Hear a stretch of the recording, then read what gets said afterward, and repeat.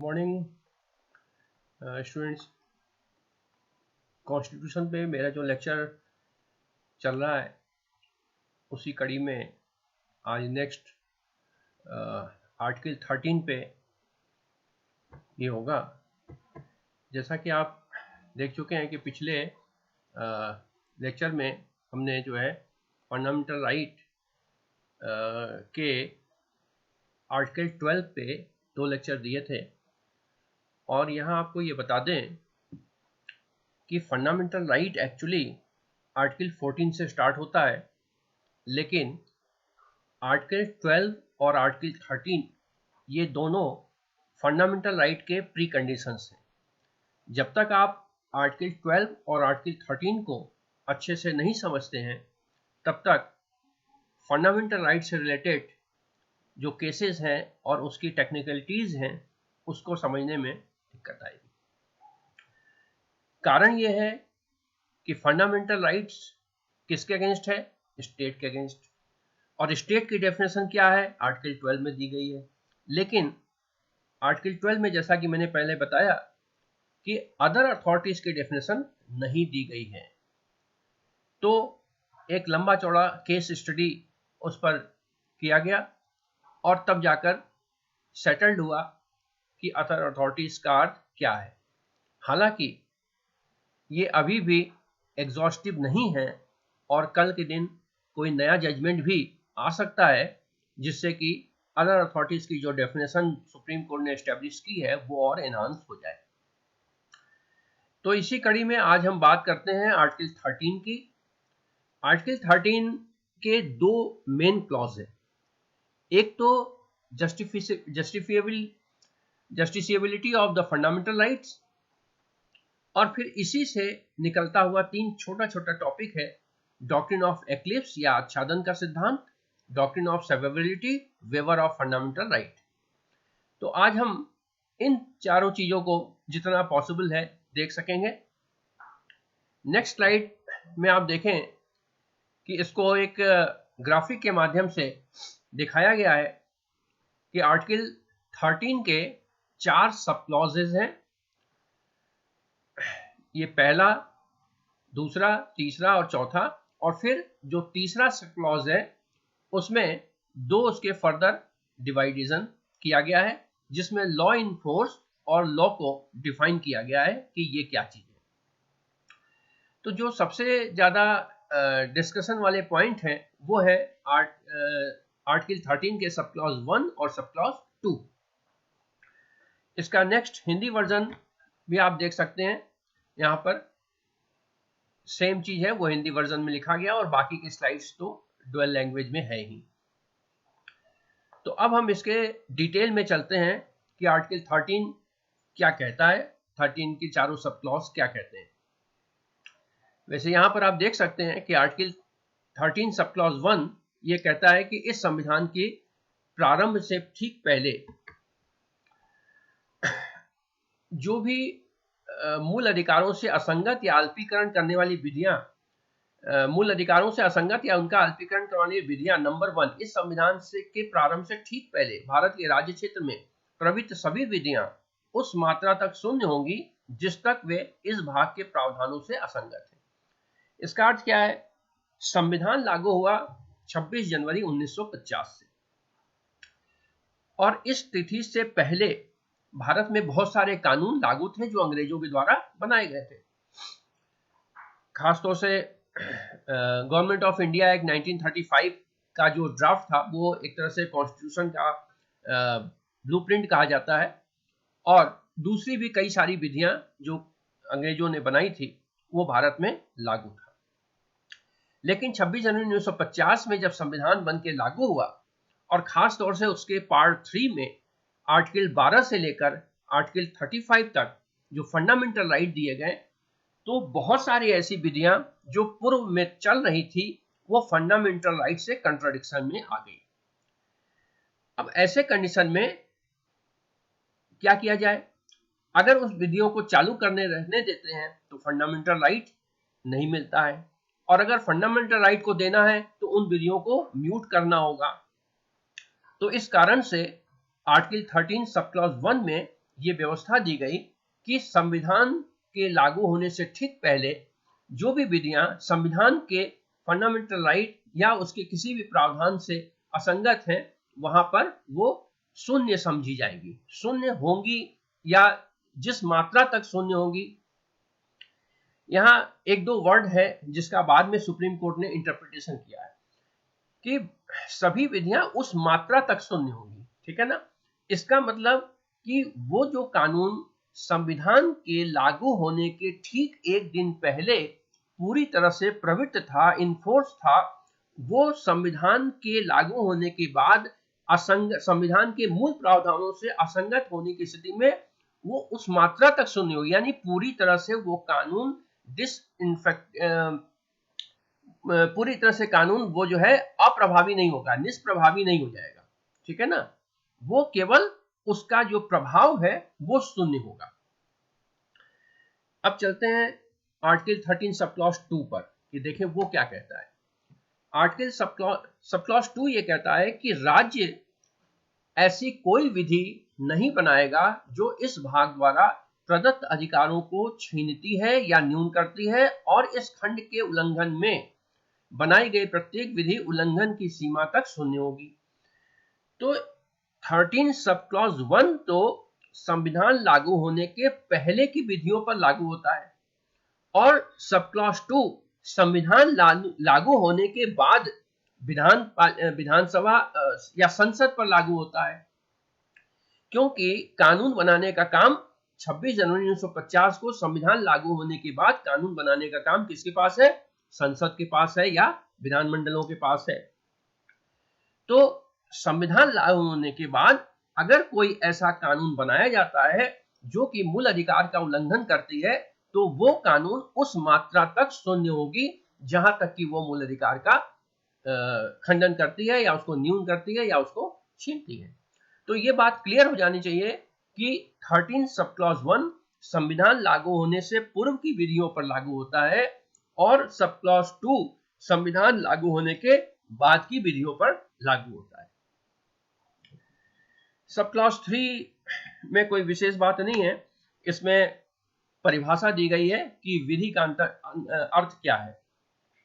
इसमें law includes any विधि के अंतर्गत भारत के राज्य क्षेत्र में विधि का बल रखने वाला कोई अध्यादेश, आदेश, उपविधि, नियम, विनियम, अधिसूचना, रूढ़ि या प्रथा शामिल है।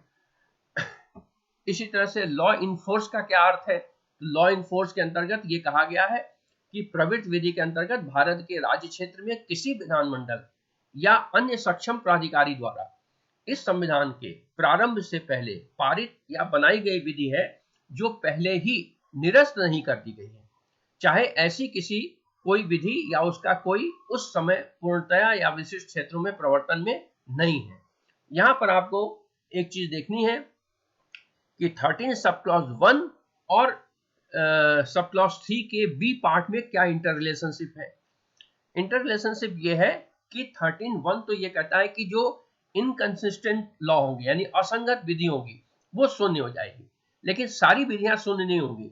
संविधान लागू होने से पहले जो विधि चल रही थी वो अगर उसे निरस्त नहीं किया गया है तो वो चलती रहेगी जहां तक कि वो संविधान से असंगत नहीं है।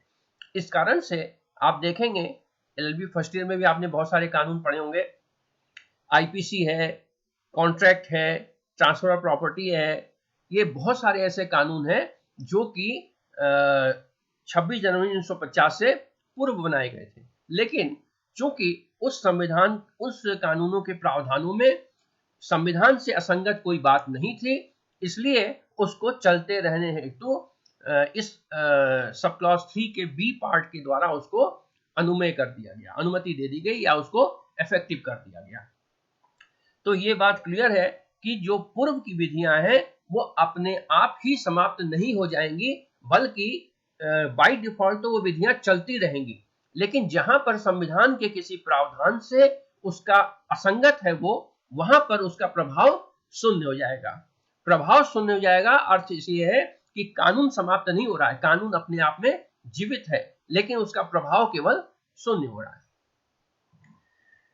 सब क्लॉज 4 में एक बात दी गई है कि 368 के अंतर्गत इस संविधान में किसी संशोधन को लागू नहीं होगी। तो इसके बारे में जब 368 अमेंडमेंट शायद फर्स्ट ईयर में पढ़ाया गया होगा, और नहीं तो फिर एक बार देख लेंगे। इसमें अमेंडमेंट के थ्रू ये लाया गया था, 368 के अंतर्गत अमेंडमेंट आया, तो पहले ही संशोधन में ये सवाल उठा कि ये जो संशोधन है वो फंडामेंटल राइट को न्यून करती है या उल्लंघन करती है, और इस पर केस चला। कई सारे केसेस हैं, आपने पहले भी पढ़ा होगा। आईसी गोलकनाथ का केस है, शंकरी प्रसाद का केस है, केशवानंद भारती का केस है, और उसी क्रम में एक संशोधन लाया गया 42nd अमेंडमेंट, और उसके माध्यम से जोड़ दिया गया कि 368 के अंतर्गत कोई संशोधन अधिनियम लाया जाता है, अमेंडमेंट एक्ट लाया जाता है, तो वो अमेंडमेंट एक्ट जो 13 सब क्लॉज 3 के ए में बताया गया है उसमें लागू उसके अंतर्गत नहीं आएगा, यानी विधि के अंतर्गत नहीं आएगा।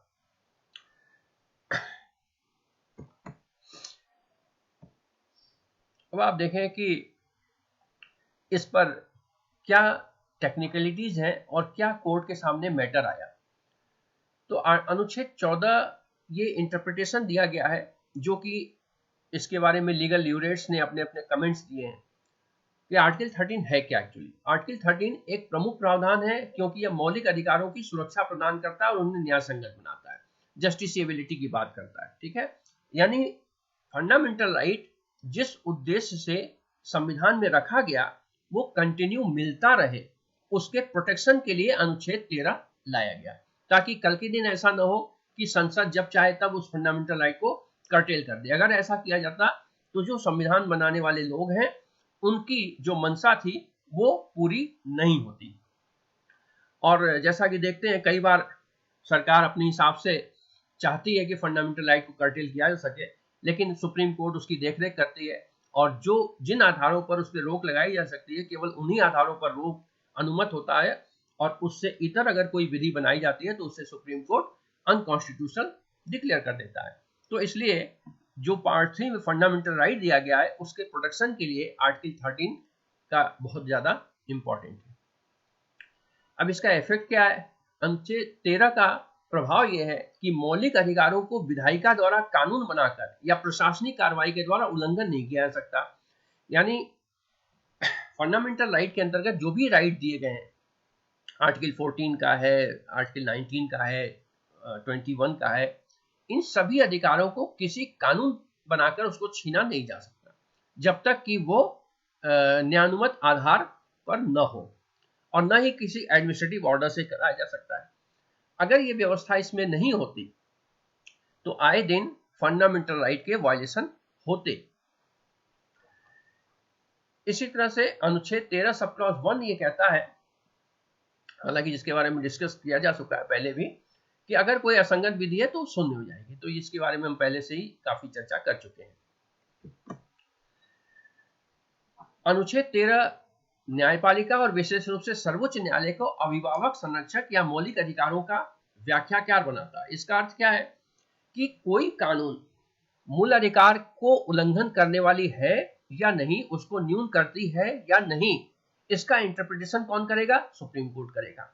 क्योंकि विधायिका का काम है कानून बनाना, और विधायिका अपने हिसाब से कानून बना देती है, लेकिन जब भी किसी नागरिक या गैर नागरिक जिसको कि भारत में फंडामेंटल राइट मिला हुआ है पार्ट 3 के अंतर्गत, उसे लगता है कि ये कानून जो लाया गया है वो उसके फंडामेंटल राइट को समाप्त करता है या कम करता है, तो वो उसकी गुहार कहां लगाएगा? उच्चतम न्यायालय या उच्च न्यायालय में। और ऐसे कंडीशन में जो उस कानून का निर्वचन करने का अधिकार है वो सुप्रीम कोर्ट का है जुडिशियल रिव्यू के अंतर्गत। और तब जुडिशियल रिव्यू के अंतर्गत सुप्रीम कोर्ट ये देखती है कि क्या वास्तव में ये कानून मूल अधिकारों से असंगत है या नहीं, उसको कम करती है। यानी अगर पूर्व का कानून है तो वो असंगत है या नहीं, और अगर संविधान लागू होने के बाद का कानून है तो वो मूल अधिकारों को कर्टेल तो नहीं करता। इसकी व्याख्या कौन करेगा? उच्चतम न्यायालय करेगी। उच्चतम न्यायालय ने न्यायिक पुनर्विलोकन को संविधान का आधारभूत ढांचा निर्धारित करके अनुच्छेद 13(2) के अंतर्गत अपनी सुरक्षात्मक भूमिका को बढ़ाया है। ये एक स्टेटमेंट है जिसके अंतर्गत ये तो माना जाता है कि जो भी लिखित संविधान जहां पर भी लागू है वहां पर संविधान की व्याख्या उच्चतम न्यायालय द्वारा ही किया जाएगा, जिसको कि जुडिशियल रिव्यू या न्यायिक पुनर्विलोकन कहा जाता है। लेकिन केशवानंद भारती के केस में ही के बाद जो बेसिक स्ट्रक्चर का फार्मूला सुप्रीम कोर्ट ने डिस्कस किया या इवॉल्व किया, उसी क्रम में आगे जाकर राजनारायण वर्सेस इंदिरा गांधी के केस में उच्चतम न्यायालय ने यह कहा कि जो न्यायिक पुनर्विलोकन है, जुडिशियल रिव्यू का जो मैटर है, वो एक बेसिक स्ट्रक्चर है कॉन्स्टिट्यूशन का। तो इस तरह से सुप्रीम कोर्ट ने अपनी जो जुडिशियल रिव्यू का जो पावर था, न्यायिक पुनर्विलोकन का पावर था, उसकी सुरक्षा बढ़ा ली, उसको काफी इंपॉर्टेंट रोल दे दिया इस तरह से। तो कुल मिलाकर अब तक की स्थिति यह है कि आर्टिकल 13 फंडामेंटल राइट को प्रोटेक्ट करने के लिए बनाया गया है। आर्टिकल 13 सब क्लॉज 1 के अंतर्गत पहले की विधियां जो संविधान के फंडामेंटल राइट के प्रोविजन से असंगत है वो शून्य हो जाएंगी, और संविधान लागू होने के बाद की बनाई गई विधियां अगर मूल अधिकार को कम करती हैं या उसको समाप्त करती हैं तो उसे उच्चतम न्यायालय गैर संवैधानिक घोषित कर सकता है। और ये सुप्रीम कोर्ट अपने न्यायिक पुनर्विलोकन का जो अधिकार है, उसका रिव्यू, जुडिशियल रिव्यू का अधिकार है उसका, उसके अंतर्गत रहते हुए करेगी। एक बड़ा रोचक मामला जस्टिस खन्ना ने डिसाइड किया। केशवानंद भारती के मामले में ही एक स्टेटमेंट आया था, जैसा कि मैंने पहले बताया कि केशवानंद भारती के केस में बेसिक स्ट्रक्चर का एक कंसेप्ट आया, और उस कंसेप्ट में कई जजेस ने अलग अलग राइटिंग लिखे। इससे पहले लिखा हुआ है ऊपर कि न्यायिक पुनर्विलोकन के संरक्षक का मौलिक अधिकार के संरक्षण के साथ साथ महत्वपूर्ण और अंतर संबंध है। इसका मतलब यह है कि अगर न्यायिक पुनर्विलोकन का अधिकार समाप्त हो जाता तो फंडामेंटल राइट के प्रोटेक्शन के लिए सुप्रीम कोर्ट कमजोर पड़ जाती। तो फंडामेंटल राइट का प्रोटेक्शन और मजबूत हो, इसके लिए ज्यादा जरूरी यह है कि उच्चतम न्यायालय को न्यायिक पुनर्विलोकन का वाइड पावर हो, और वो आर्टिकल 142 के अंतर्गत सुप्रीम कोर्ट ने लगातार उसको अपने को बढ़ाया है। तो इसी क्रम में जस्टिस खन्ना ने केशवानंद भारती के मामले में एक स्टेटमेंट लिखा जजमेंट में, वैसे जजमेंट काफी बड़े होते हैं, एक स्टेटमेंट लिखा कि जब तक संविधान में कुछ मौलिक अधिकार मौजूद है और इसका एक हिस्सा है, न्यायिक समीक्षा की दृष्टि की शक्ति का उपयोग इस दृष्टि से किया जाना चाहिए कि उन अधिकारों की गारंटी का उल्लंघन नहीं हो। न्यायिक समीक्षा इस प्रकार हमारी संवैधानिक प्रणाली का एक अंग बन गई है। यानी जो भी कानून हो, जब कोई प्रश्नगत कानून सुप्रीम कोर्ट के सामने आए और उस कानून को चुनौती इस आधार पर दी गई है कि वो मूल अधिकार का उल्लंघन करती है, तो सुप्रीम कोर्ट को हमेशा मूल अधिकार को प्राइमरी माना जाना चाहिए। यानी मूल अधिकार किसी भी स्थिति में कम या समाप्त नहीं होना चाहिए, और ऐसा करने के लिए जो न्यायिक समीक्षा है, जुडिशियल रिव्यू का जो पावर है उच्चतम न्यायालय का, ये बहुत ही आवश्यक है। और इसी विचार के कारण बाद में इस केस में तो नहीं कहा गया था, केशवानंद भारती के केस में तो नहीं कहा गया था, इसमें 10 बेसिक स्ट्रक्चर गिनाए गए थे अलग अलग। लेकिन जब इंदिरा गांधी बनाम राजनारायण का केस आया था, उसमें उन्होंने स्पष्ट रूप से कहा कि जो न्यायिक पुनर्विलोकन का अधिकार है वो उच्चतम न्यायालय का एक कॉन्स्टिट्यूशन का एक बेसिक स्ट्रक्चर है, और उसको किसी भी कानून के द्वारा कर्टेल नहीं किया जा सकता। बेसिकली 77 की बात है, इंदिरा गांधी ने चुनाव से पहले एक कानून लाया था जिसमें यह कहा था कि जो प्राइम मिनिस्ट्रियल कैंडिडेट है उसके इलेक्शन को चैलेंज नहीं किया जा सकता। और उसके बाद बरेली से वो चुनाव लड़े और उनके खिलाफ राजनारायण चुनाव लड़े, और पहले की घोषणा में इंदिरा गांधी को जीता हुआ घोषित कर दिया गया। राजनारायण ने उसको चैलेंज किया, तो पहले तो इस बात पर ही ऑब्जेक्शन हुआ कि चूंकि प्राइम मिनिस्ट्रियल कैंडिडेट थी, इसलिए उस एक्ट के अंतर्गत उनके इलेक्शन कंटेस्ट को चैलेंज ही नहीं किया जा सकता।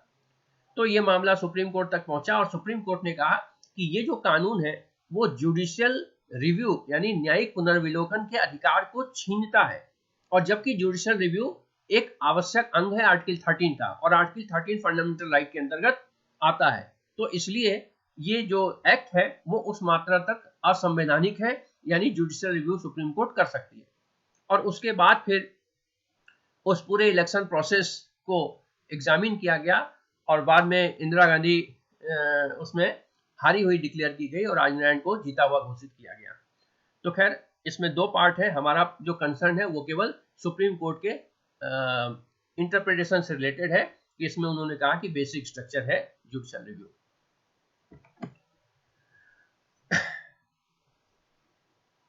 एक अब इसके बाद आता है कि जो डॉक्ट्रिन ऑफ एक्लिप्स है वो क्या चीज है। तो आज का लगभग 20 मिनट से ऊपर का लेक्चर हो गया है, तो इसको आच्छादन का सिद्धांत और इसके अलावा डॉक्ट्रिन ऑफ सेवर्बिलिटी वगैरह हम नेक्स्ट लेक्चर में डिस्कस करेंगे। आज यहीं पर समाप्त करते हैं। आज आर्टिकल 13 और उसका क्या रूप है और सुप्रीम कोर्ट का जुडिशियल रिव्यू का क्या पावर है, इतने तक में इसको समाप्त करते हैं। इसके बाद के नेक्स्ट लेक्चर में, कल के लेक्चर में, doctrine of severability, doctrine of eclipse, इन सब चीज़ों को देखेंगे। Okay, thanks, all the best.